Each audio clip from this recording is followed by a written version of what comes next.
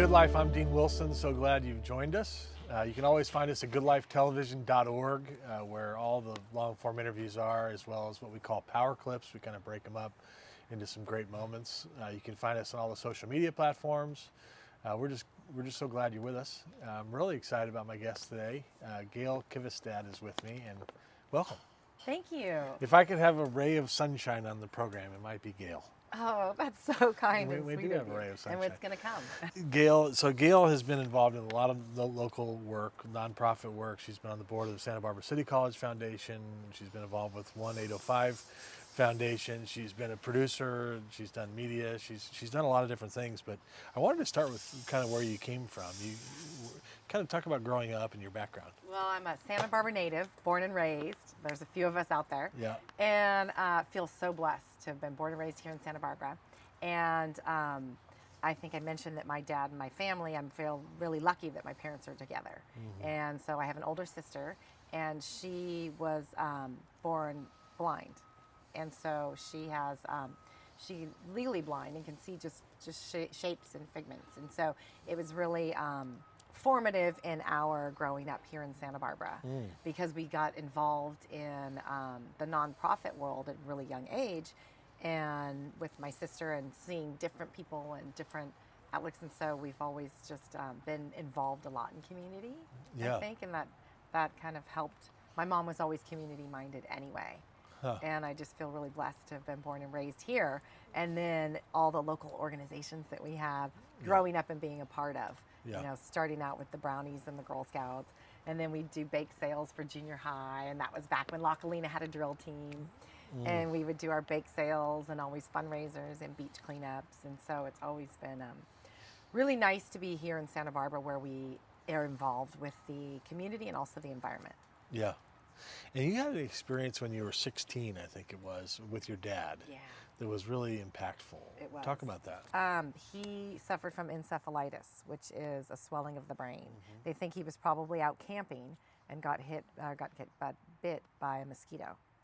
And so what happened was my mom was taking my sister to go look at colleges, going on the college tour, and I was home with my dad. And he, the first day, wasn't feeling well and says, you know, I think I'm getting the flu. And so I made dinner that night. And then the next day, didn't really think about it, was off playing. And it was spring break. I came home and he was talking about the Cinderella Network.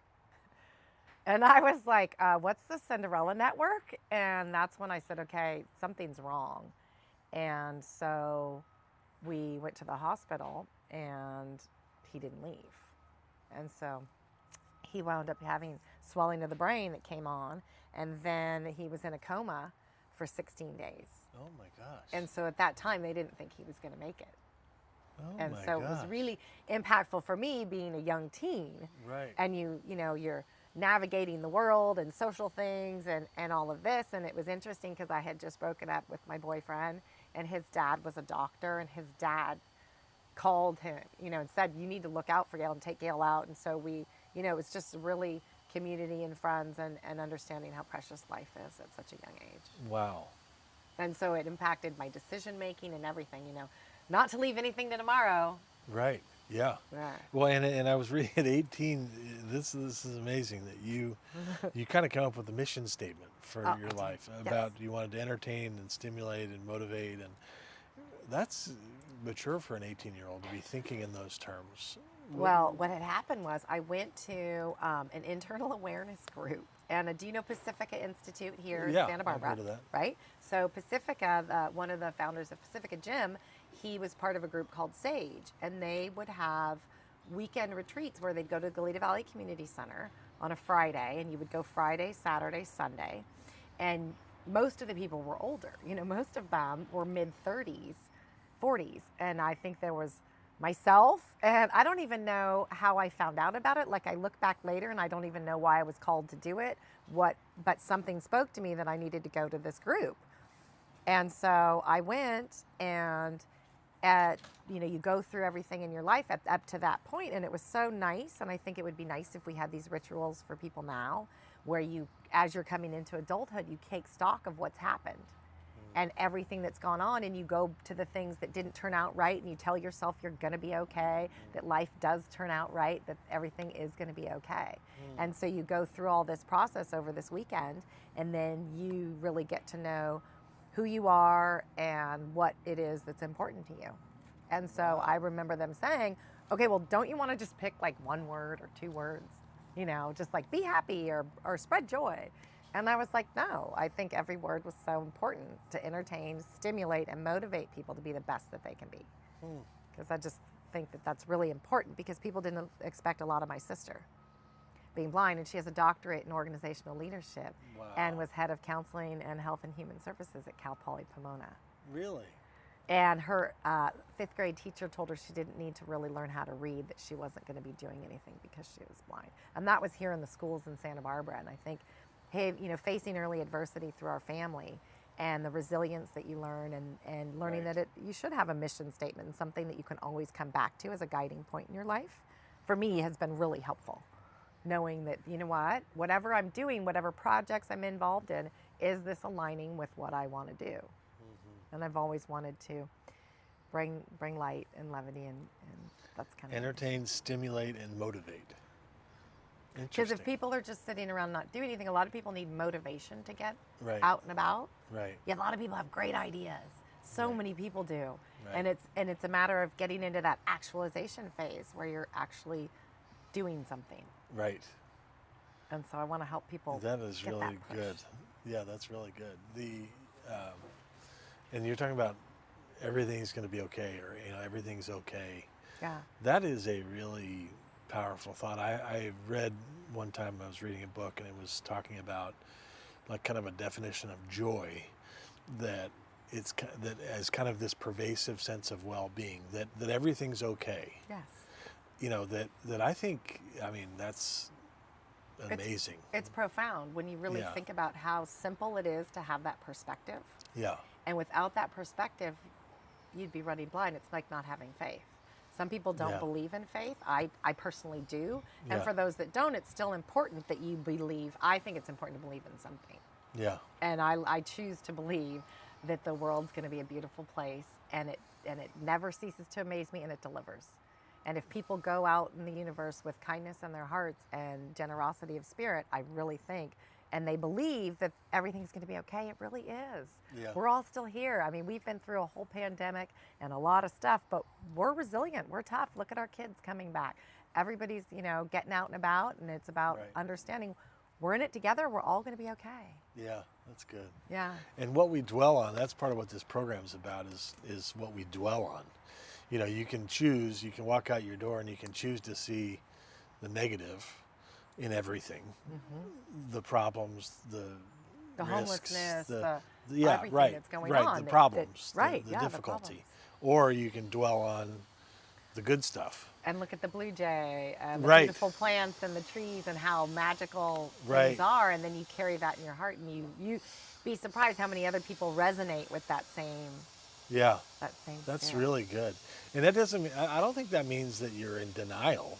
No.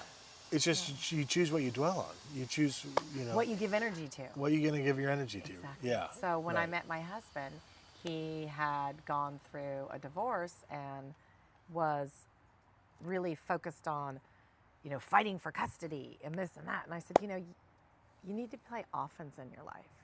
You don't play defense. Don't give energy to things that are a fight. Give energy to the hope, and think about the times and plan things to spend and to do. And lo and behold, it all worked out. And Nick's now 25 and everything's great. And, Wow. But it's one of those where I said, you know, you can't dwell on the past and give energy, like you said, to things that really you've got to. And it's a trick of training your mind, I think. Yeah. And it's Discipline. practice. Yeah. It's the discipline of when you have a negative thought, saying, you know what? No, I'm moving forward. I'm not going to dwell on that. I'm not going to give that any energy. Yeah. I don't have the time. I need to give the energy to the positive, because that's what we need. That's what the world needs. The world needs Right. more positive people spreading love and joy and seeing the beauty in everybody. And that was another thing I learned at this internal awareness group. I'll tell you, one of the best pieces of advice, and it was all about judgments. And that when we see somebody, we make a judgment, a snap judgment about that person. They used to call them stereotypes, but we're not allowed to say that anymore. Right. So now you make a snap judgment. Well, they taught us you can judge somebody and you can, you're automatically will. You don't fight that, but be conscious of it and notice that what you're judging him is something that you hold value to, that's dear to you. And the reason you're judging them is because it's a value you have for yourself. And that's why you're judging somebody, because you wouldn't do that or you wouldn't act like that. You would want to be different.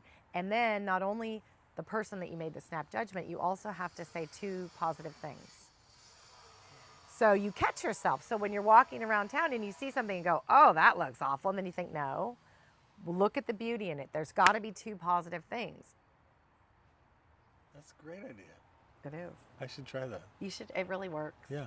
It really does work. There's good stuff about everybody. There is good stuff about everybody. Yeah. And so I've always looked for that. Some people don't, and I've just been blessed that that's how I am, that I can see the beauty in people and that I look for it and I hopefully bring out that beauty. And that's part of my mission, is to bring out people's positiveness and their beauty. Sometimes they don't even see it, Yeah. It's a different way of thinking, and it's countercultural. It's counter everything. I mean, it's really different. The other day on social media, I saw somebody post something that said, in this current climate that we've been in politically, and this meme says, for God so loved the world that he gave, he says, for God so loved my political opponent that he gave his only son. I was like, wow, that's an interesting way to look. I mean, sometimes it just takes a different way of perspective, seeing, exactly. Which could do us a lot of good. Yeah. You helped found Save the Mermaids. Yes. Talk about that. So friends and I got together, and we've all been interested in environmental awareness. And there was a first realization about what was happening with the plastics and pollution in the oceans. And so we decided to do a documentary and make a little public service announcement about plastics in the ocean. And so we got together and I made costumes, because I sew, and I made costumes, and we made mermaid costumes and had our friend's pool and put in some seaweed and made our Save the Mermaids video.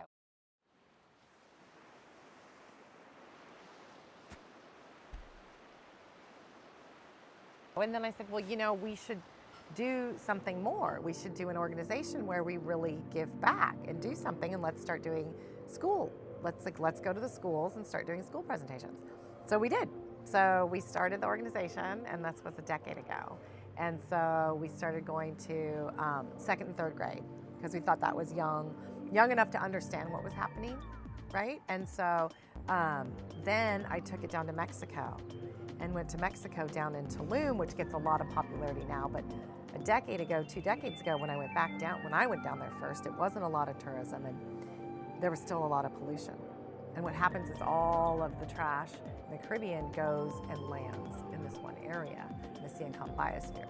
And so it's really important, I think, that people have awareness about the oceans and about our environment. And now what's happening with the plastics breaking down and getting into the food supply and into fish, it's really concerning, and people really, I think, need some kind of awareness. So it's been really nice, and it's been wonderfully received. And and it's been great for our friends as well, as everyone's come along and seen. So one of them, Kate, has made a book, and she's the plastic-free mermaid. And then Emma's come out with the final straw, the only straw you'll ever need. And the final straw. Yeah, so it's neat to see a group, what people can do when a group of friends get together and decide. We started out going to Coachella and cleaning up plastic at Coachella. Wow. Because I went to the festival and said, this is disgusting to see so much trash. I don't know how people are dancing on top of plastic bottles. It just killed me. So I said, I'm not going to, I just can't even stand here and enjoy myself. So we started gathering right then and there. People thought, because we had made such a big pile in front of the dance floor, that people thought we were handing out water bottles. And they started coming up going, oh, are you giving out free water bottles? And we're like, no, we're cleaning up after you. And then they got into it. And it's about inspiring and motivating. So then, but we have to keep after it, because so many people are so wasteful, unfortunately, and haven't learned to recycle, reuse. And my dad was a big proponent. He would use a paper bag until it became like soft leather. Like he would carry his sandwich to work, and most people wouldn't. They'd go out to lunch. But he always thought that it was important to eat healthy, and he liked to have a moment in nature. So he always would go sit outside at the picnic table. And he was an accountant, so he would get away from the numbers. And wow. yeah. So I think there's little seeds of seeds of hope that we have for a good life for Mother Nature and our planet and everybody. Yeah. We're all in this together. Right. We talked about 1805. So we had for those of you who are watching from out of town, so where we're sitting in Santa Barbara, California, we had a massive fire and then a then mudslide. floods. Exactly. We had fires and then floods. And so talk about your involvement. Friends, right. So Pat and Ursula Nesbitt, who have an estate here and are very philanthropic, and they, along with Arlene Montesano, who not founded, but is one of the board members of the Police Foundation.